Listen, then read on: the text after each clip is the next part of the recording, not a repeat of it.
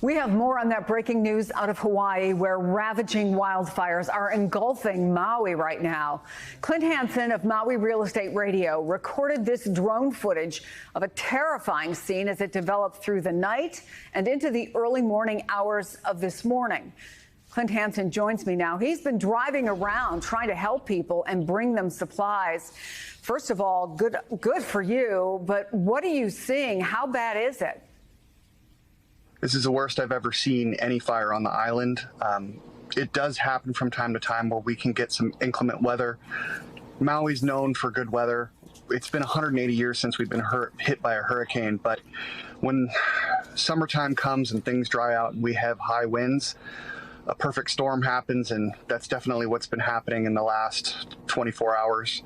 I was in Lahaina early and late afternoon. I got out late afternoon barely by taking dirt roads and getting back home to Kihei, only to see the fire start and read the person-by-person accounts of houses being destroyed, landmarks being burnt to the ground, buildings that are hundreds of years old or over 100 years old gone. It's really kind of shocking to think about the places where you grew up to just no longer exist, to be fearful about your friends and fearful of your friends, whether or not they're still alive because you can't communicate with them.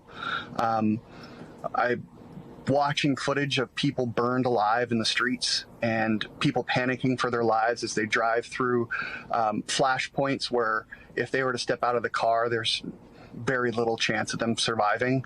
It's terrifying. I've been taking footage in the part of the island where I live in Kihei.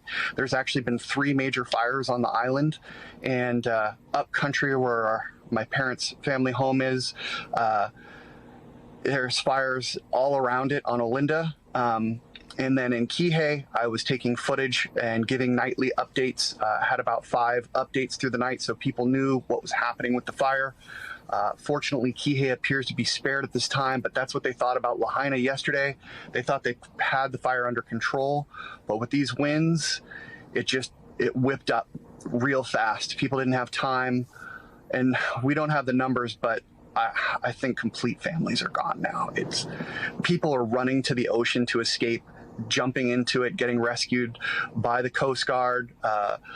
They have mobilized all civilian boat owners to go out there last night, not anymore, to try to rescue people. I'm trying to get out there to check on friends, family, pets of friends, but there's no way. The road is just completely clogged, and I don't blame them in the least because it would just be pandemonium in an already chaotic situation. I'm right now at the Maalaea Harbor trying to find a way to get out there on a boat, but it appears that everything's pretty much locked down here as well. So, Clint, when is the last time you were able to talk to your friends who are in Lahaina? And is everyone in your family okay?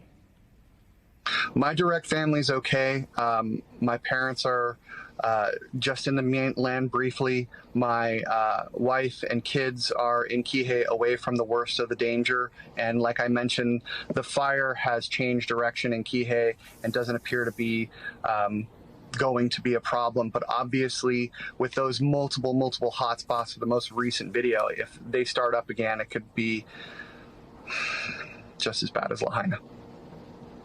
And when did you speak to your friends last who are in Lahaina, and what did they have to tell you? Most of the people I talked to work and have been servicing Lahaina, firefighters, boats going out there, and some of the other people's footage shows the harbor completely devastated.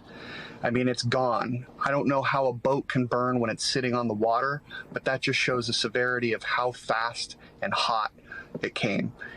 The harbor is gone. It's not there. Every boat was burning. I have no idea how bad it could be where the boats even burn. So I'm trying to get out there and discover, but with the poor reception and all the towers being burnt down, there's very little communications getting out. I've had friends, they jumped on their mopeds to go out there to try to get to their family. that they fear the worst. I mean, when you see, some auntie on the ground, probably dead, and you can't get in contact with your family, you just think the worst. And we're doing what we can to survive and find out what is going on with our loved ones, but we're not getting a lot of information out right now.